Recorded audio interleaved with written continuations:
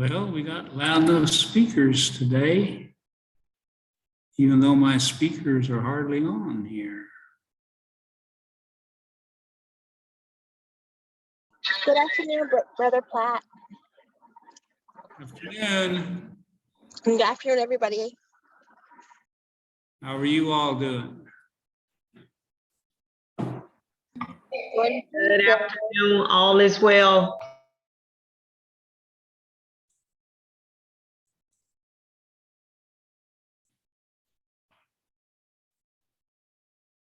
I got to figure out how to turn the sound down on that thing.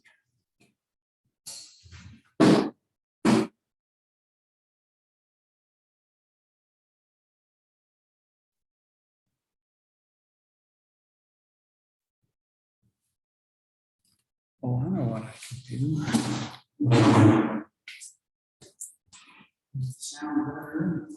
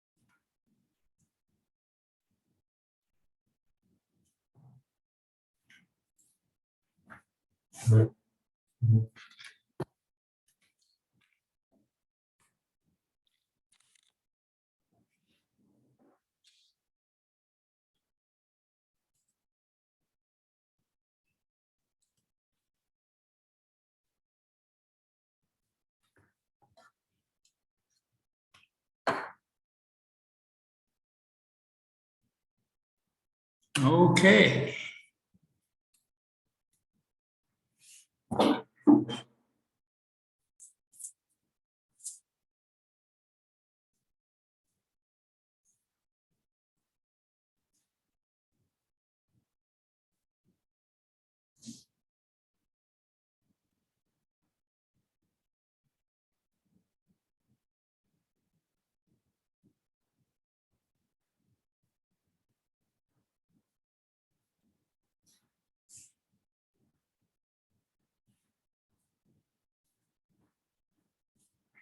Angie's on here. Angie's what? On here. Hi there. I do. I was either going to be super late or Pardon? I could do Zoom and be on time, so I chose Zoom. Oh, okay. All right. Ada's not here yet, but Kenva's here. And Prati is here. And Angie's here.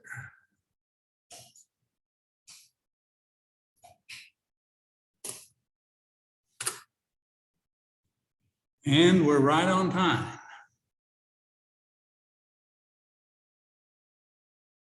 So let's dive in, I guess. Yes, I do. I've got you a handout.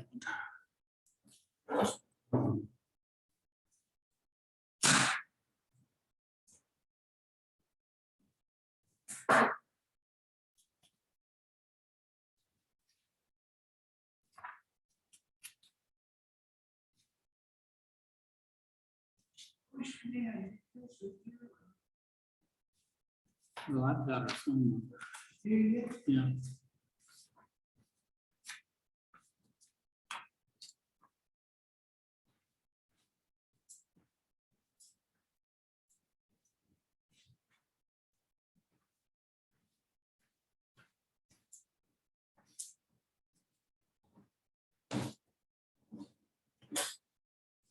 Okay.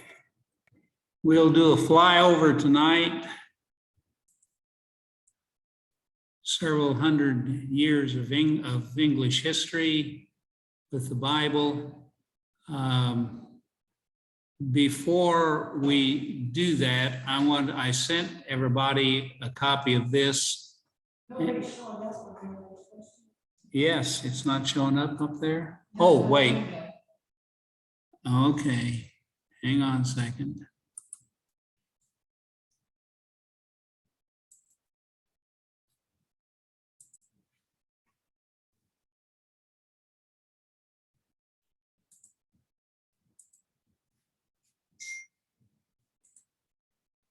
Is it now? Yeah.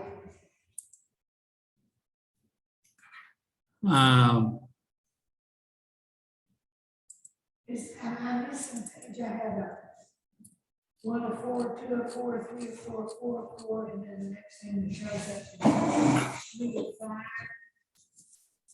Who knows? Okay, honey, I'm sorry.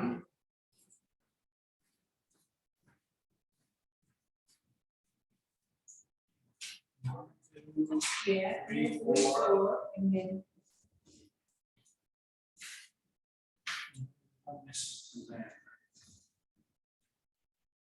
English review. One.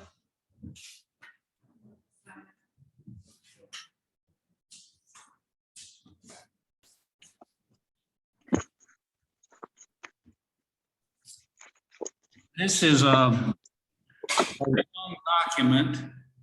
It was revised in 2011. I have two earlier versions of this, and it's significantly changed each time. All of these are links. If you'll go to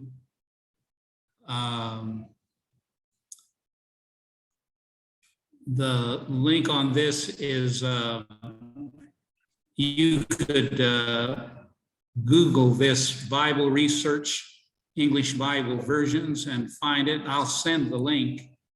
I just now realized it wasn't on there.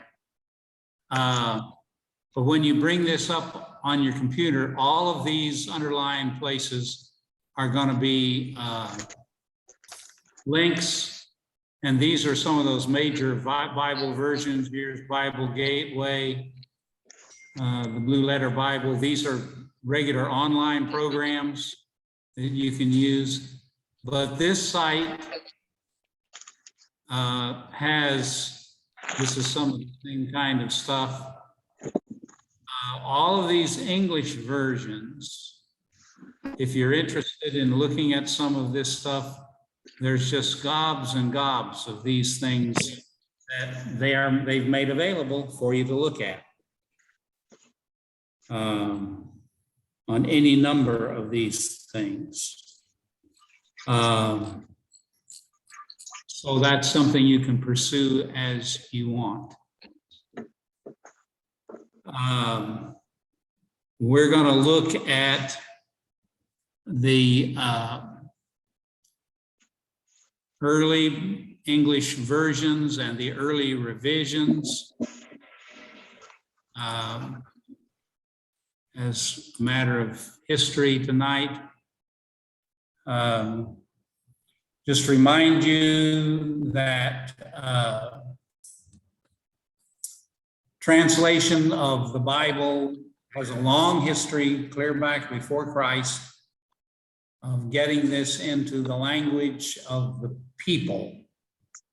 The Jews, since captivity and 500 years before Jesus, have been making migration from Hebrew to Aramaic, which is a kindred language, but it's more than just a slight dialect difference. And so people who grew up in Aramaic and didn't know much Hebrew would not be able to read a Hebrew Bible. They would not be able to understand easily someone reading verbally the Hebrew Bible to them. And so very early, the Jews created a tradition that in their Aramaic speaking communities, once the Bible text was read in Hebrew, someone would translate it into Aramaic. The Greek-speaking world developed beginning with Alexander the Great in the 4th century, 300s BC. And the same thing took place in the Greek-speaking communities of Jews. And so when the New Testament got printed in Greek, it wasn't long until it had been translated into Aramaic and Syriac, the Egyptian Coptic vernacular, Ethiopian, and in those first several centuries, as missionary efforts went to the north, into the Slavic region, and to the east in Armenia, they created Bible translations, which the church to the west did by creating a Latin translation. As Christianity spread north in Europe from Rome, there was the tendency to simply use the Bible as they had it in Latin. And there were not many early efforts to translate that into the vernacular language. I'm not sure what the reasons for that were. I suspect that part of it is that the nature of the Christian community has changed. And the early medieval church has developed a priesthood. They've developed an ecclesiastical, a church authority, which makes the Bible less important. It makes it possible, in fact, in many cases necessary, because what the church had developed as a practice or as a teaching was not discussed in the Bible. And so they transmitted this information, these commands, these practices, without the Bible, and therefore average Christian people didn't necessarily need to know it.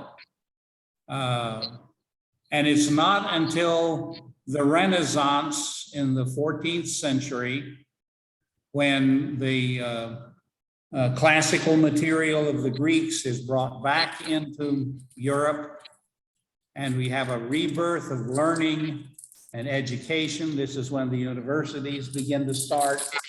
That there is any particular interest in or concern about getting the language in the scriptures in the language of the peoples. There's a little effort in the 15th century in Germany, Italy, Holland, France, but it's only late in that period. There's some very early efforts to do this in English for the Christians in England. And you have to remember, there have been two waves of Christians. The British Isles, at least the southern part, were evangelized way back in the 3rd century at least. There's one tradition, of course, that Paul went there. But certainly by the 2nd and the 3rd century, there were Christians of the Britons by then. But in the 3rd and the 4th century, you have this wave of Angles and Saxons that invade England and take over, introduce a whole new language. It's only the western part, Wales, that stays Celtic, and of course Ireland. And so then then the British Isles are re-Christianized, re-evangelized in the 7th and 8th century. And a couple of those early people tried to bring part of Scripture into that early Anglo-Saxon English. And you have a list here of several of those in the 8th century. Notice this one was not going back to Testament Greek or to the Old Testament Hebrew. It had Latin as its translation source. And some of this material now is available. You can see it. The effort really begins in the 14th century with John Wycliffe. That's why today you have the Wycliffe Bible Society that does Bible translation all over the world. England is now significantly changing in the 4th century, and that's creating tensions with the Roman Church, which has greatly amassed its power politically, socially, not just religiously. And as England begins to emerge as a separate society, there are particular tensions. Interestingly enough, I found this claim several places, but I haven't been able to get any more background on it, that sometime in this period in England, there was a revival of Bible reading, mainly in public in the church, but because with this new political and economic growth in England, you had wealthy people who were getting their own Bibles. And so it would happen there. I don't think that's me. Is somebody not muted?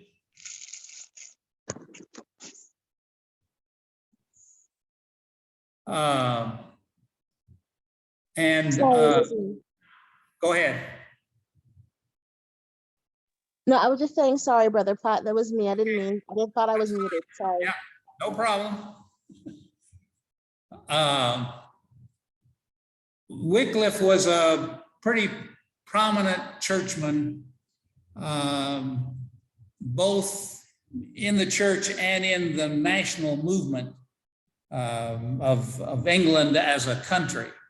But he was kind of persona non grata occasionally because he was pretty outspoken about the injustice and the inequity. We're still in the feudal days where there's a whole bunch, like 75, 80, 90% of the people are super poor. And then you have this very small segment of the society that can build the castles and all that kind of stuff. He didn't see that as a proper reflection of the Christian faith, which was claimed by large percentage of the people. So he oversaw a translation of the Bible from Latin. And this was actually finished. They distributed this in packets, pages, by a bunch of lay preachers, became known as the Lollards, and made themselves a little bit unpopular for the Royal Society. John Purvey, who had worked with them on that, did a complete revision of it that actually stayed in use till the famous King James Version was finally developed. And although it didn't displace it, at the time others had displaced it. It was widely, this work of Wycliffe was widely used enough that there's still 250 copies of it of significant wholeness. So you can see it. And mainly that's because they went to the expense of printing this on parchment, not paper, which has a higher, much higher survival rate. The next century, William Tyndale, who's really called the father of the English Bible, because he's the first to do the translation back from the Greek and the Hebrew.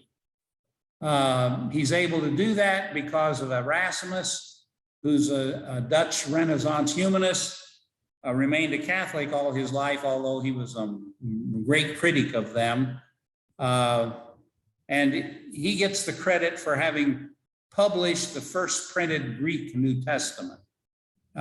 He was in competition with a couple of other guys and he rushed to get his done. And so his first edition had a whole lot of bad things about it that had to be cleaned up over the years, but at least he got it in.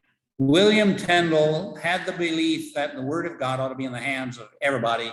So this was his dream, that every plowman would sing a text of scripture. A weaver at his loom would drive away the tedium.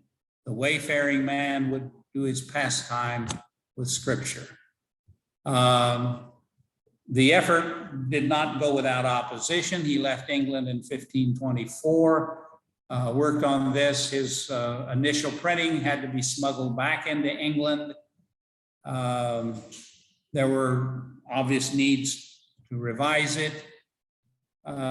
He was able, with help, to get the translation from the Hebrew for the Old Testament.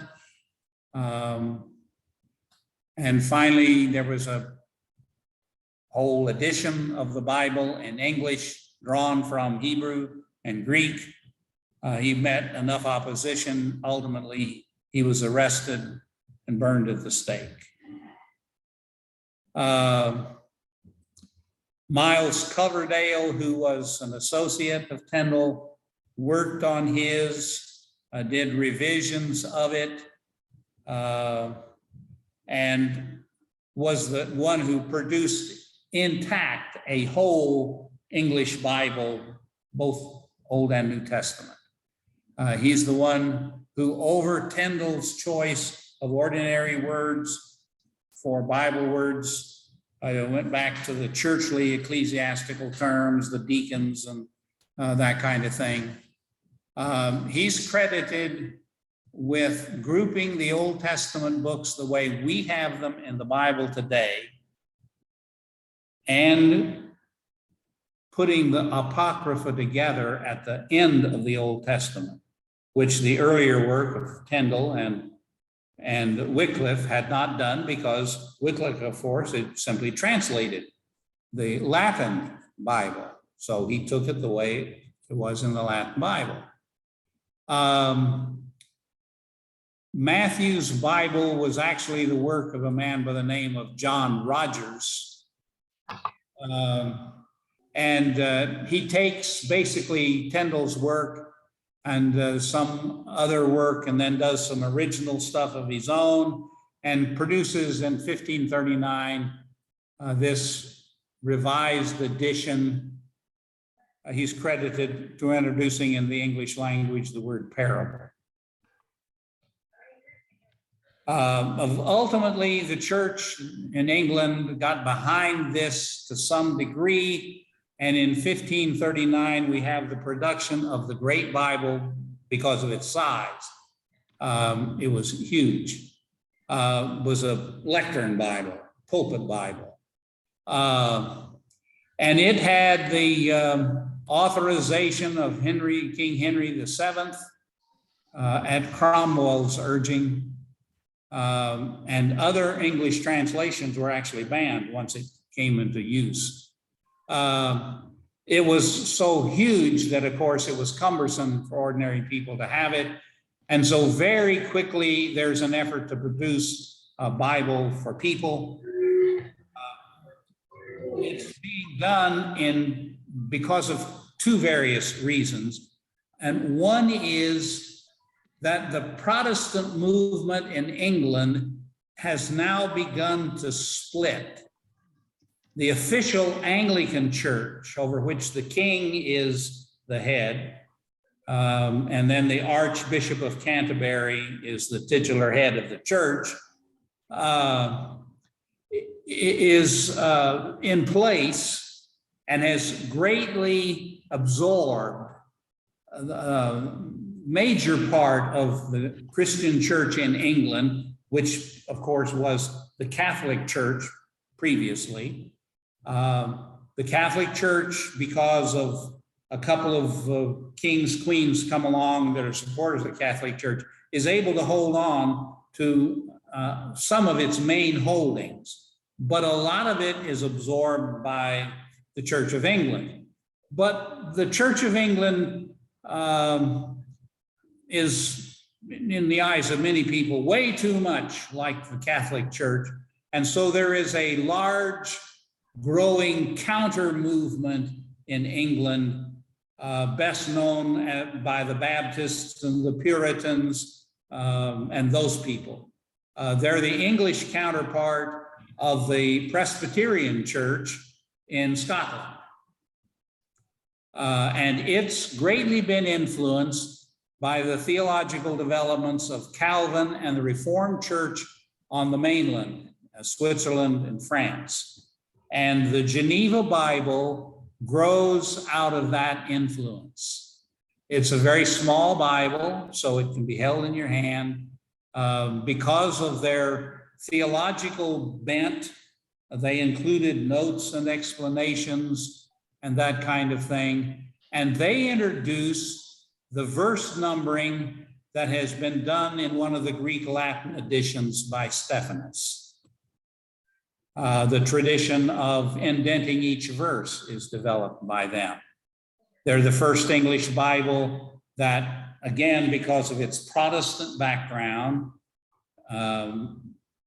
almost the radical reformers, excludes the Apocrypha and doesn't include it at all.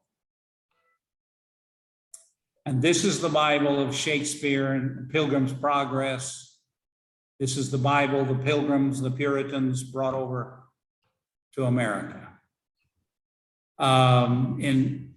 Because the Geneva Bible is a threatening challenge to the Great Bible, the bishops of England float an effort to revise the Great Bible and reduce it in size. They authorize it, the Queen doesn't, but they do. So from a church standpoint, the bishop's Bible is the authorized Bible of the church. The Roman Catholics have been holding on, but they've begun to realizing they're losing out in this effort. So they begin an effort to develop an English translation, which of course is translated from the Vulgate, not the Greek and the Hebrew. And you can still find this. This is still on all the websites with Bible versions on it. It's was long standing the Bible of the English Bible of the Catholic Church. And then in 1611,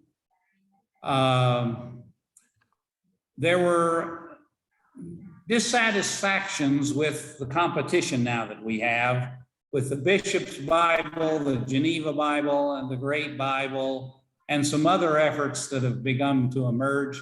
And so there is an effort with the flourishing of English literature. Shakespeare has been on the scene now.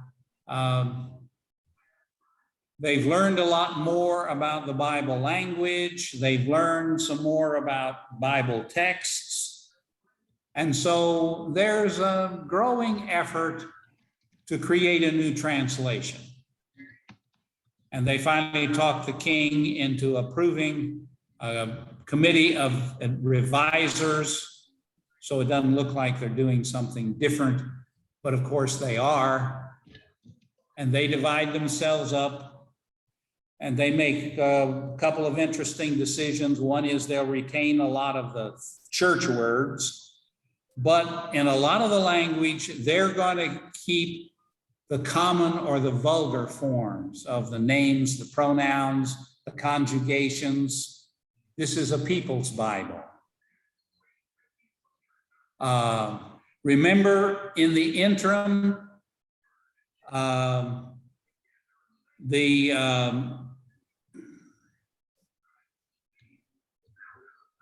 William and Mary have come over from France to take the throne, and have brought into England a massive amount of the French language.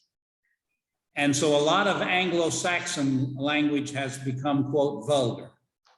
Most of the vulgarisms that we still have in English were initially good old Anglo-Saxon words that were replaced by French, anglicized French words. by the aristocracy under William and Mary. And the King James translators follow in the steps of Shakespeare and decide they're going to do the work in the people's language. And so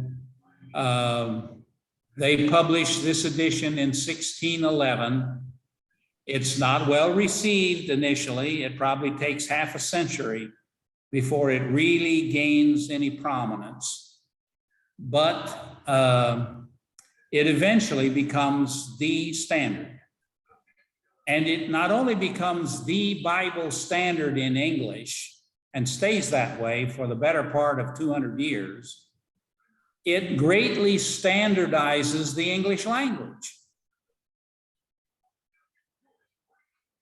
So it has a great cultural impact as well as religious impact. Because it's so popular, then it's reprinted and printed and reprinted. Everybody who's got a printing press wants to get in on it. And so you have all the printing problems, the famous Wicked Bible, in which the word not, it gets left out of the seventh command.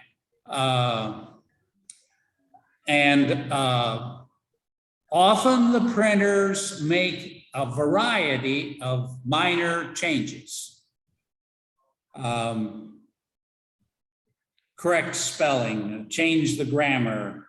And of course, after along these 200 years where you're continuing to do this, the grammar is changing. And so they're making little changes that in 1611 were perfectly appropriate. But in 1811, the change is more appropriate than 1611 was. And so nobody's complaining about these changes in spelling and grammar and this kind of thing. And it varies from printer to printer. They do their own thing. Okay. That gets us the Bible clear into the 1800s. Now we'll go to the revisions.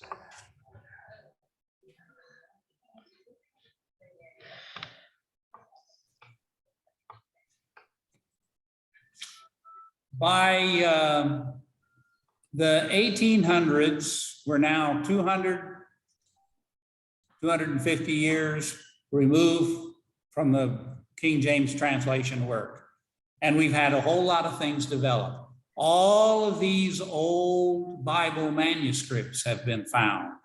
The Alexandrian, the Vatican, the Sinaiticus, all the Chester Beatty papyri have been discovered ultimately. And then, of course, this is going to come after that. But these things are here. And now we have a far better understanding of the Greek texts for the New Testament and somewhat counterpart in terms of the Old Testament, although there wasn't the explosion in numbers, but we now have access to the better Hebrew. And more importantly, we have people who now have studied this. We have many more people schooled in Hebrew and Greek, far better understanding of the language itself, far better understanding of the literature of the ancient world.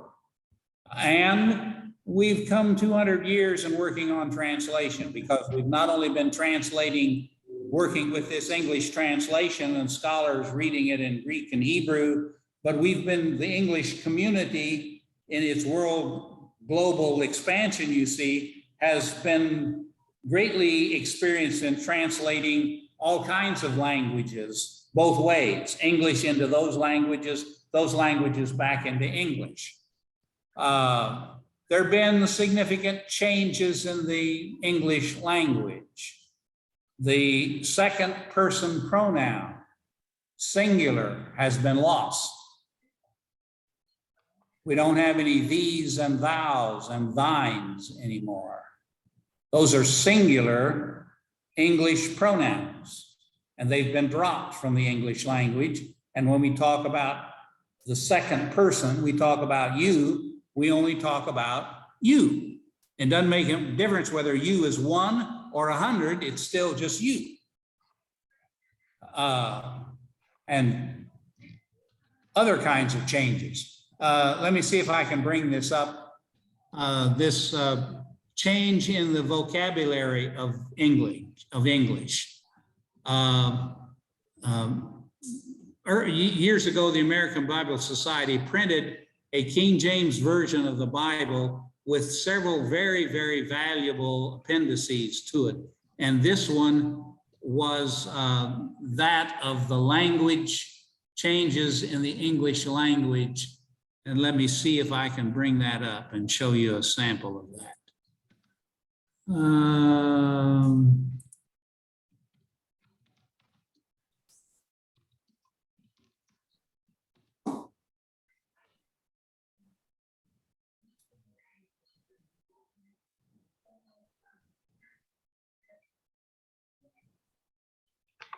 No, I still didn't get it. Let me try again, one more time.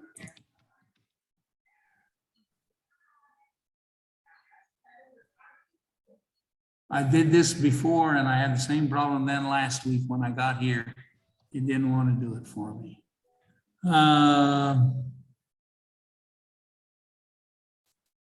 This is the screen.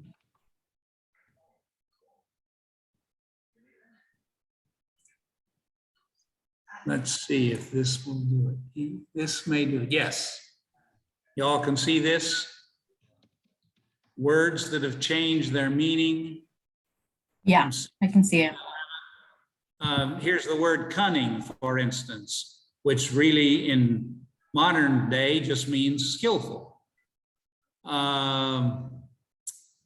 Charity had changed in its meaning. In England, corn is the word for grain. Far more confusing one for the English folk is this word in 1611, the word meat meant meal. And so in the Old Testament, you have all these passages about a meat offering, and then you're measuring out a measure of flour. And you're thinking, that's not a meat offering. Well, that's because the word changed. And sometimes this gets interesting. The word let. There's actually two words in Old English for let. One means to allow, and the other one means to not allow. They're totally opposite in their meaning.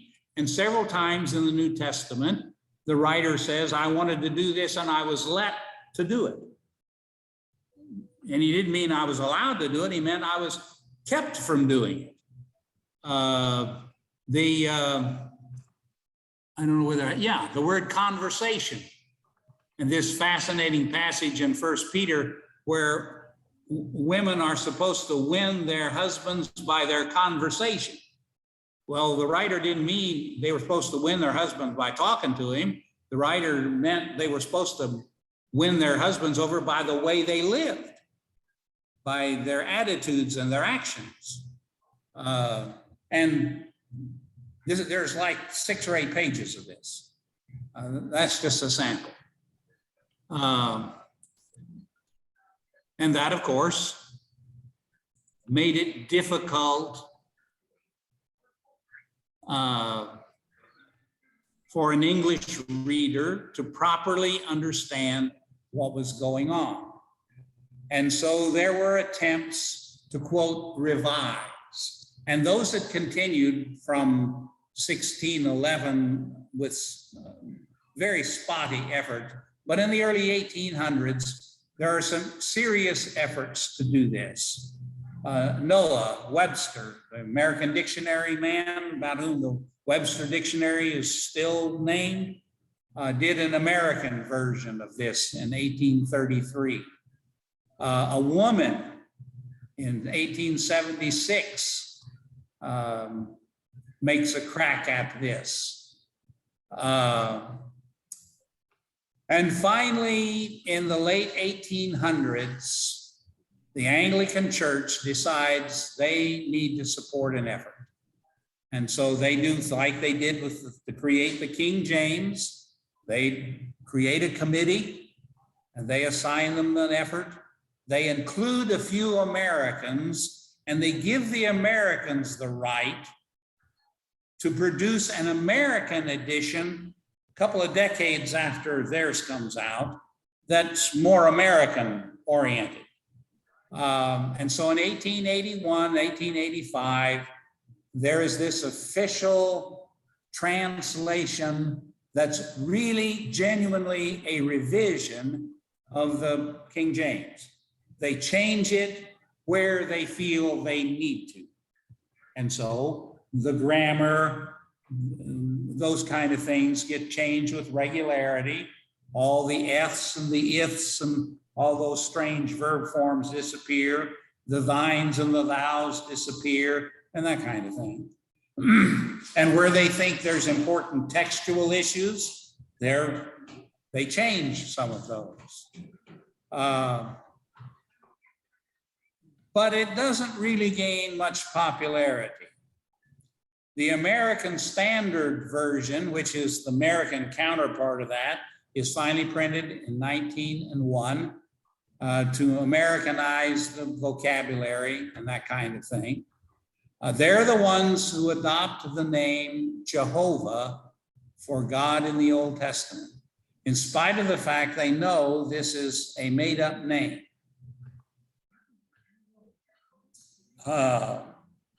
In the King James, they chose to follow the Hebrew, the Jewish reading tradition, which every place the name of God shows up, they read the name Lord. And so the King James put the word Lord there, and the printers developed the convention of always printing that word Lord, where it stood for the name of God, in all caps.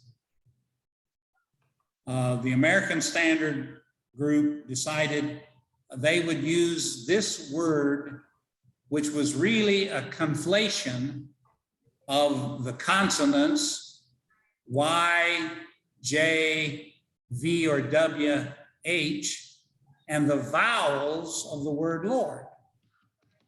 So they took the Hebrew consonants of the word that appeared in the Hebrew text, and the reason it comes over J is because in the language, the European language where this was first proposed, J was pronounced like as a Y, a Y sound.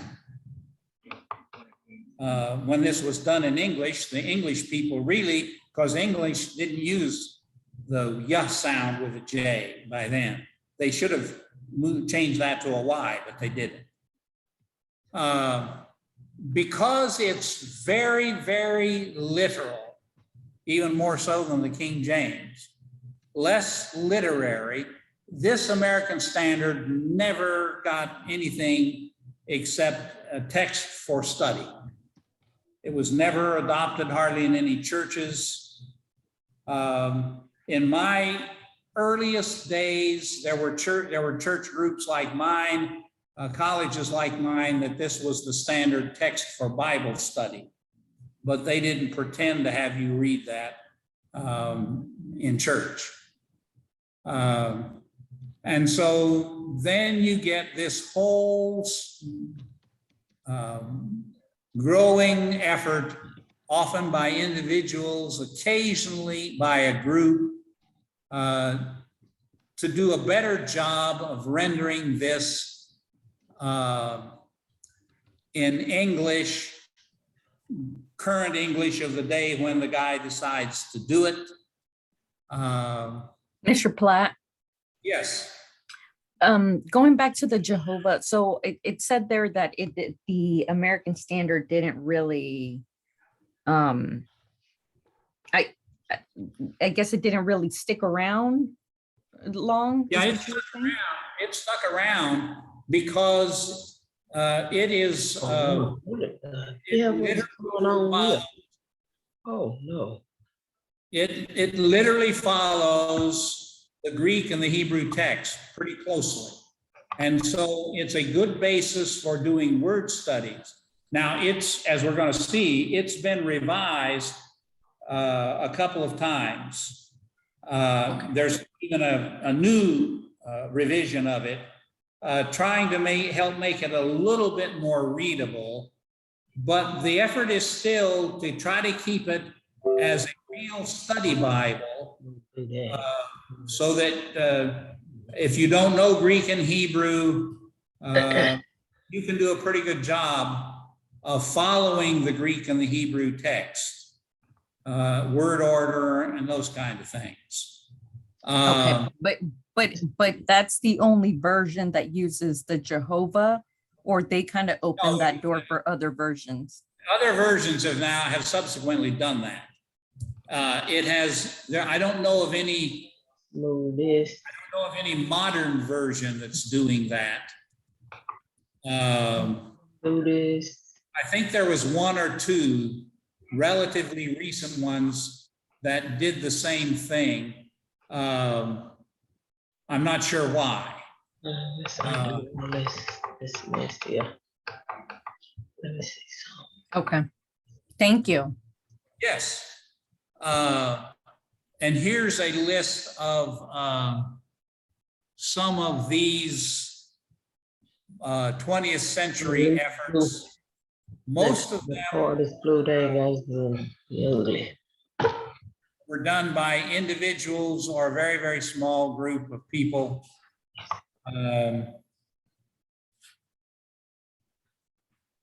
Weymouth does one, which he says is in modern speech. And because he knows the Greek issue, he does his own critical text behind it. On all the places where there are variant readings, he makes his own decision as which one is going to be, he's going to use. Moffat does a fairly popular one, the 24 revision. You can find on most online sources, like the Bible Gateway. The Jews do a translation in 1917. They've done a new one.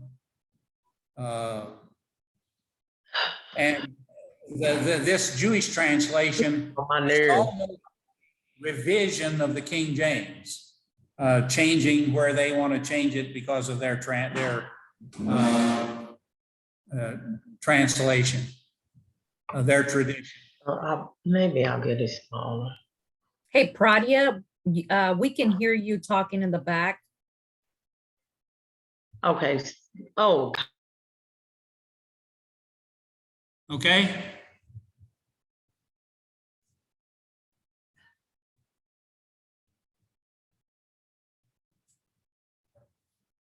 Williams was a fairly popular edition for a while, back in my early days. And then in 1946, a group of American churches decided that the King James really had to be revised. It was still being used.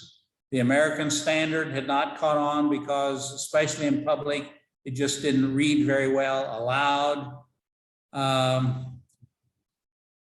And so they started an effort. It got interrupted by the war. And so in 46, they finally began to produce this revised standard version, which for most mainline churches in America became the standard edition from the 1950s through the 1990s, when that was revised. And so now you have the new revised standard version.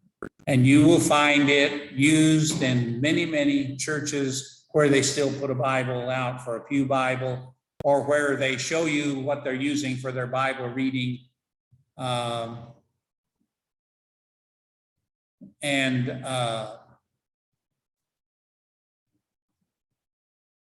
It ran into opposition for several reasons. One is shown here. the Old English pronouns for God, what were they? Anybody remember what the Old English pronouns for God would have been?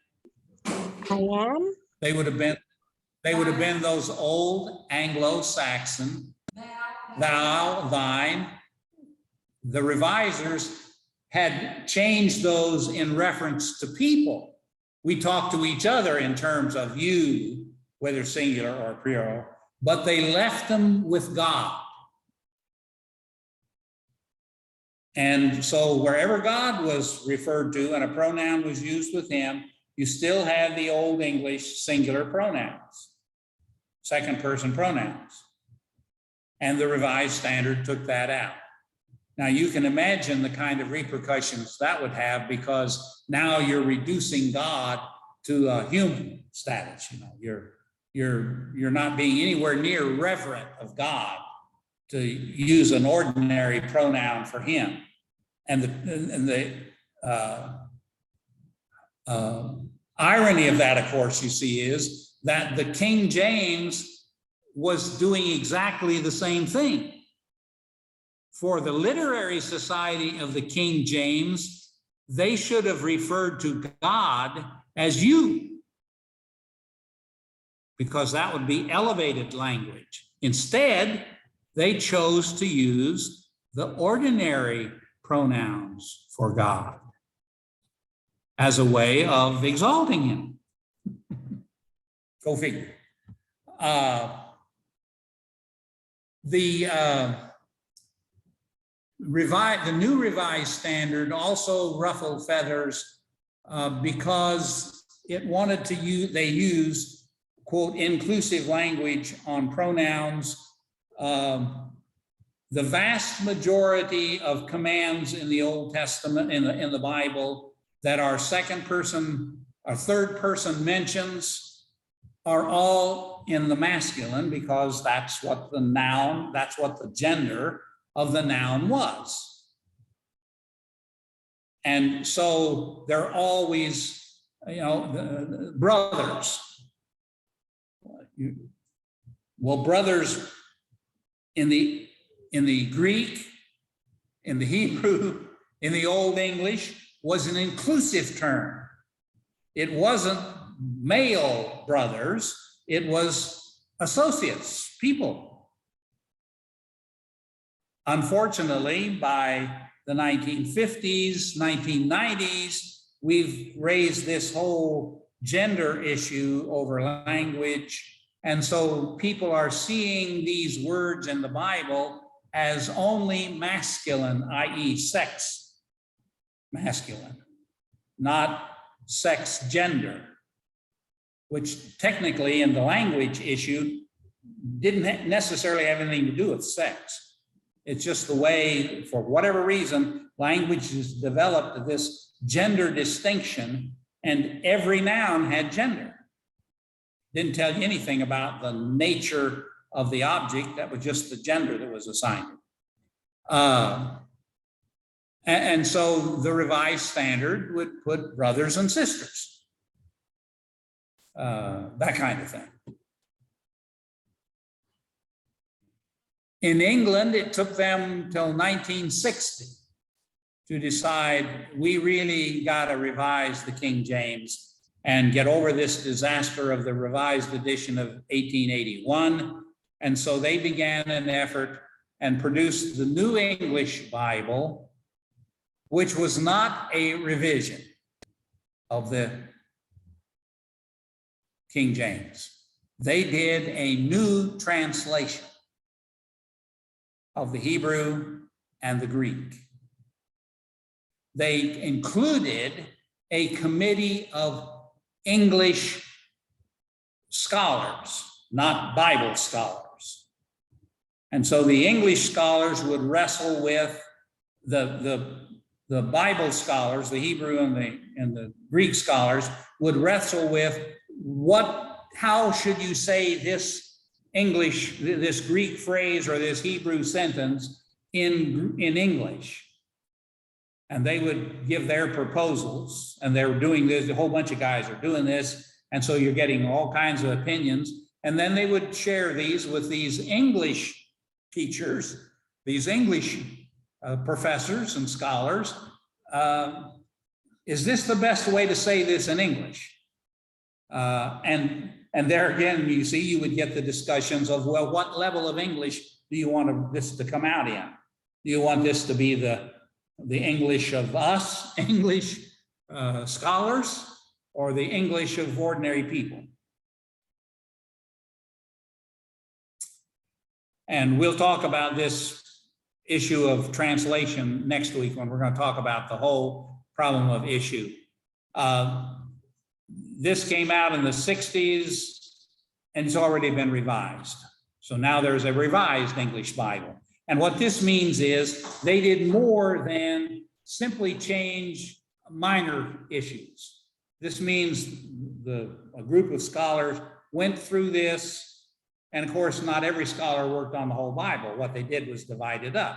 And this group of scholars worked on these books, and this group worked on these books, and this group worked on these books. And they were all authorities in their specialties in their books. And they would wrestle again with manuscript. Do we know more? And of course, see, by now we've found the Dead Sea Scrolls. And so the whole issue with the Dead Sea Scrolls is now emerging in terms of textual manuscripts and those issues. What changes have occurred in English in 30 years, especially where back then the decision was to use a word that was a little more popular or almost, what's the word I want? Slang. And now, you know, it's already passed out of popularity. And so they revised it. Beginning in 60, there were some people with money who began a revision on the New American Standard. And that came out in 63 to 71. The whole Bible was finally produced. And then in 95, they did a major revision of it. And now they have done another major revision in 2020. So that needs to be added here. The Catholics did a revision right after the war. But again, it was still from the Vulgate.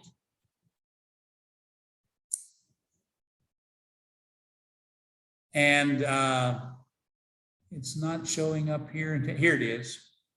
In 1970, the American Catholic Church began the effort to produce this New American Bible, which is not a translation from the Latin, but from the Greek and the Hebrew.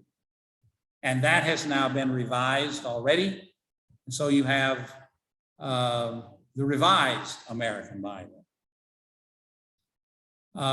Catholic effort in this country translated a French version of the New American Bible. It was a translation into French from the Greek and the Hebrew, not the Latin.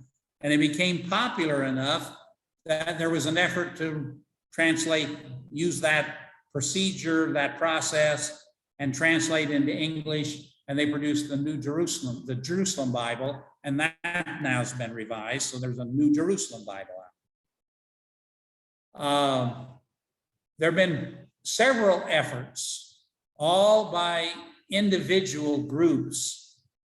There's one church group behind one of these a little bit to modernize the King James and make all those language changes from words that have changed their meaning in English and that kind of thing.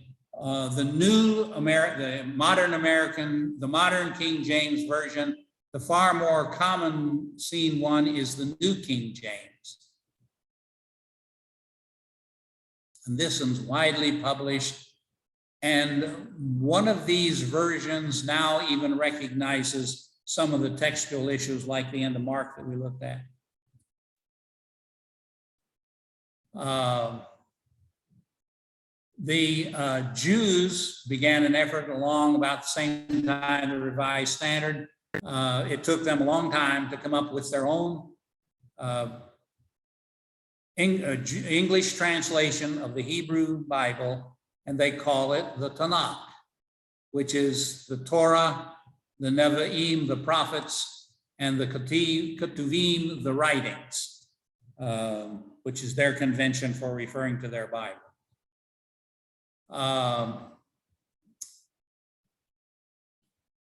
There is now a new, I don't have on this list, I don't think, no.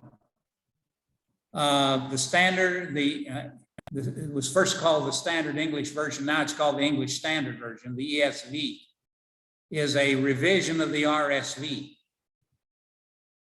from a more theologically conservative place.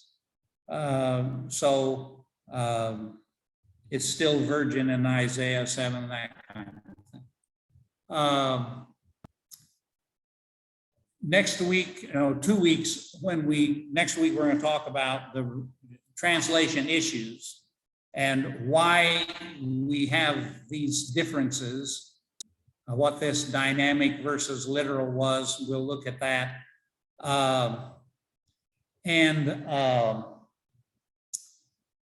We'll look at a lot of these efforts. I didn't mention the Good News Bible, for instance, which goes way back to the 60s.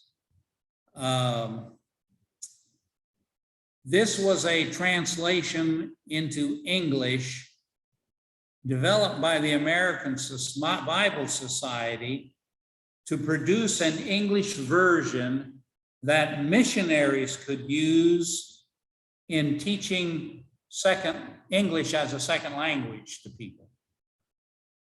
And so it was developed on the basis that it would use 6th grade English. It turned out to be really, really popular until the New International Version was developed in 1978. And this has become the standard in opposition, in contest with the Revised Standard. The New International, the NIV. It's now been revised twice. Was revised in 78. A new revision was made in 95. And now they've produced a new one, as well as a couple of off-brand ones. They did a revision for children.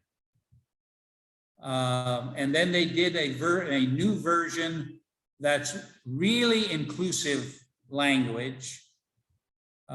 Today's NIV.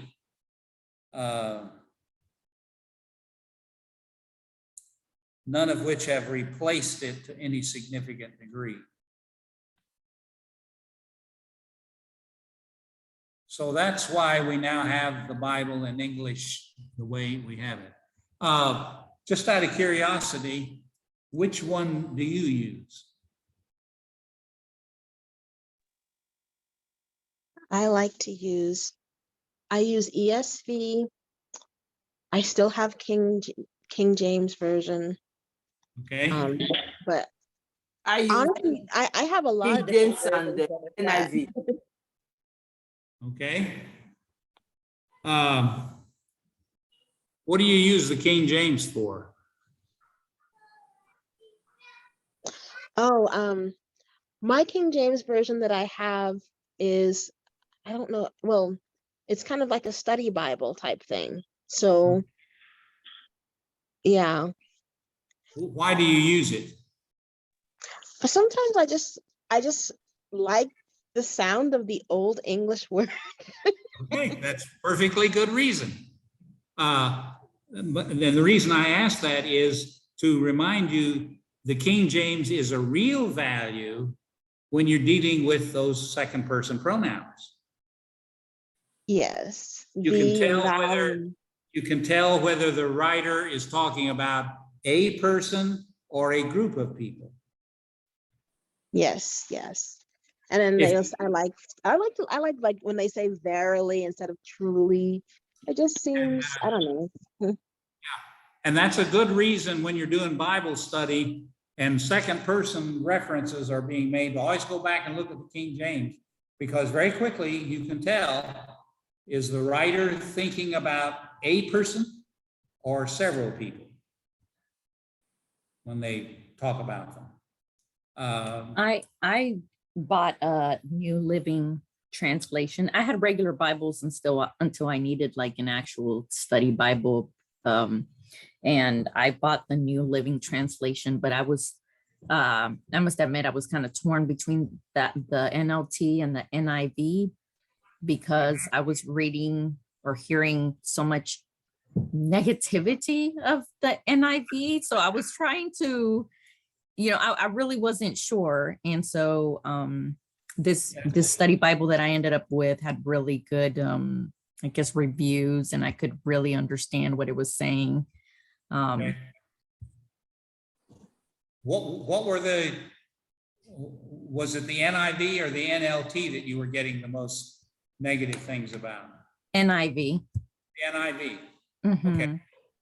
That's interesting. There has been, especially since the introduction of this English Standard Version, the Christian Standard Bible, developed by the Broadman people, and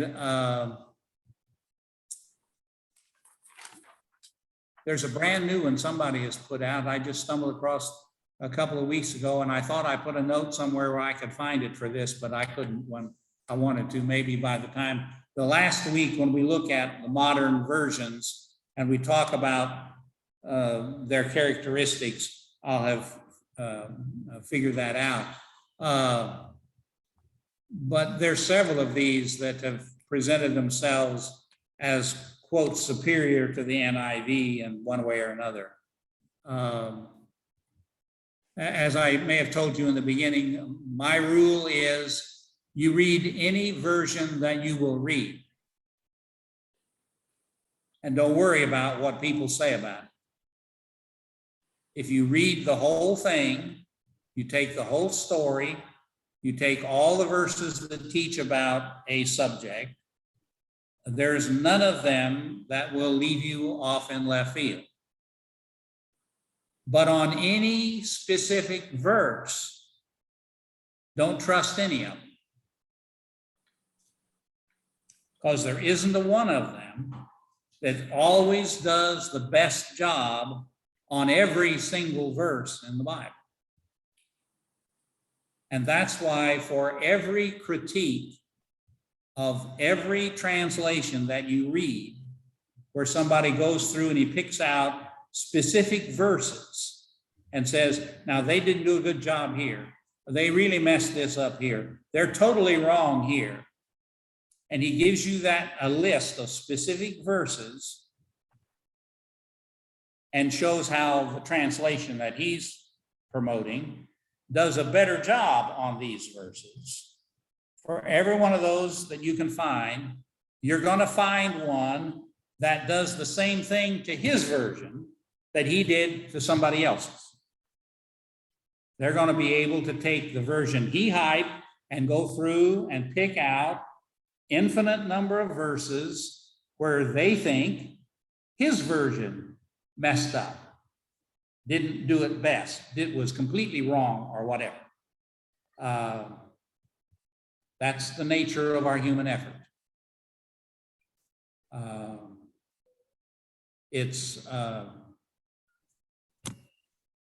You find one that you will read and you will study, and you do that, and don't worry about somebody who thinks it's terrible. Thank you. Pardon? I said, Yeah. I said thank you because I really wanted to invest in a good Bible, and it's just that it took me weeks. There are really two different kinds of study Bibles that you need to be aware of. And currently, there's only one of the one kind that's worth working with. The one kind of study Bible limits itself pretty strictly to the Bible text and simply gives you a concordance, a list of times where a word appears in Scripture. So you can, I remember this word being in this phrase, but I can't remember where it was. You go look up that list of word and it'll give you the passages where that occurs. No Bible is going to do that for every word in the Bible. You have to have a separate concordance for that, which you really ought to have, but you have to have the concordance for the language of for the translation of the Bible that you're using.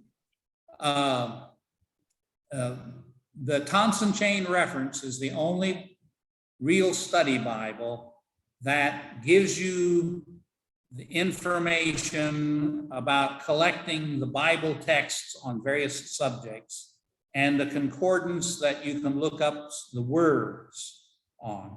There are a couple of other additional value of appendices to it that's very good, but if you want to see what the Bible says about a subject, you want to have a Bible that you could carry with you, that you could do that, or you want to have one on your desk that you could very quickly see what are 3 or 4 verses on any topic, the Thompson Chain is it.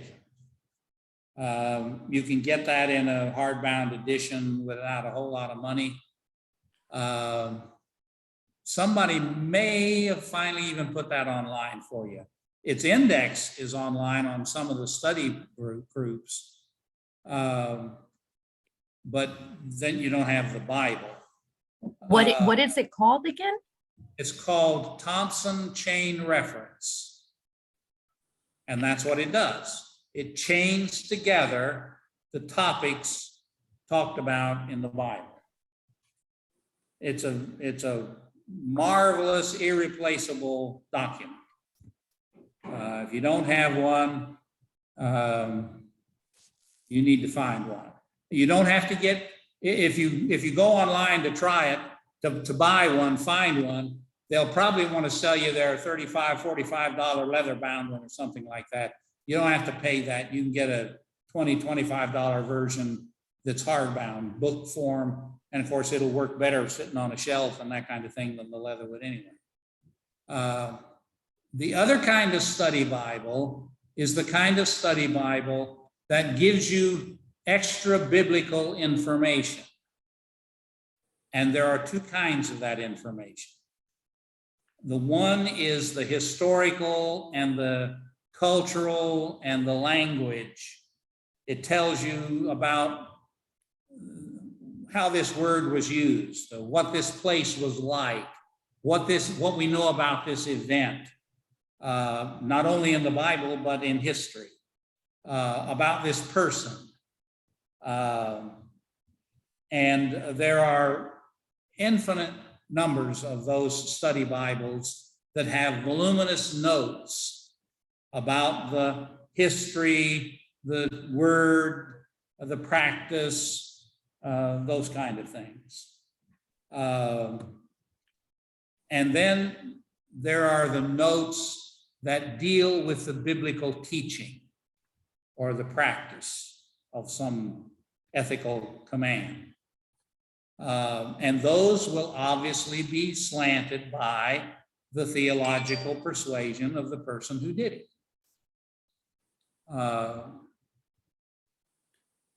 There's an NIV study Bible, an RSV study Bible, produced for the academic world. Probably what I ought to do is give you all next week or send out to you. I've got a list of those kind of things to give you an idea of what's available. That if you really wanted to get one and you don't already have one. And of course, you can find out you may find out on the list that you got one you don't really want. And remember, when you're looking at these kind of things, despite my concern about the amassing of wealth by Amazon, that's a good source. You can frequently find really inexpensive used ones. And unless somebody has really marked it up a whole lot, which is not likely, there's no reason to spend new price money on a new when you can get a half price one.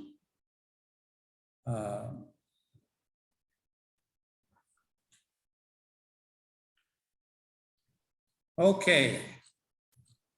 Any other questions? Do you have an opinion on, I mean, you said, for the most part, any of the versions or translations are fine. But Any of the translations, any of these modern translations, the New Revised Standard, the New American Standard, the English Standard Version, the Christian Standard Bible, any of those are perfectly appropriate.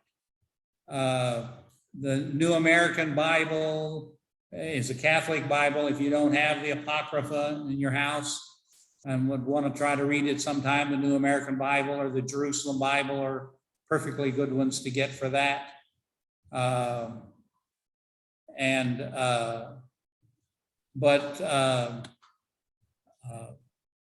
Which one you use is mainly a matter of your choice. I've suggested in the past, as my wife has said, if you're in the habit of doing extensive enough reading that you read through the whole Bible every year, go buy the paperback version, the $6, $8, $10, $12 paperback version, and read through it. And if you like it, then you can get a better edition. You could look around about a study Bible that uses that text. But for the next year, buy yourself another cheap translation and read it. And just cycle your way through. well, I was gonna say that some of the most modern ones, like I think it's the Message and maybe the Passion. Every now and then I see, people discussing it, and I don't really know too much about it. I honestly don't read those versions. So We're going to talk about that next week. okay, great. That's the point of next week. Okay. To talk about what's involved in this translation effort and what you constantly have to be aware of when you're dealing with a translation. And that's our topic for next week. And that'll clear up the issue with a lot of these modern translations and how to weigh what you want to do with them. Okay? Okay, thank you. Thank you. Okay, sir. Thank you, guys. Good night. Good night. Good night. Thank you, sir. Good night.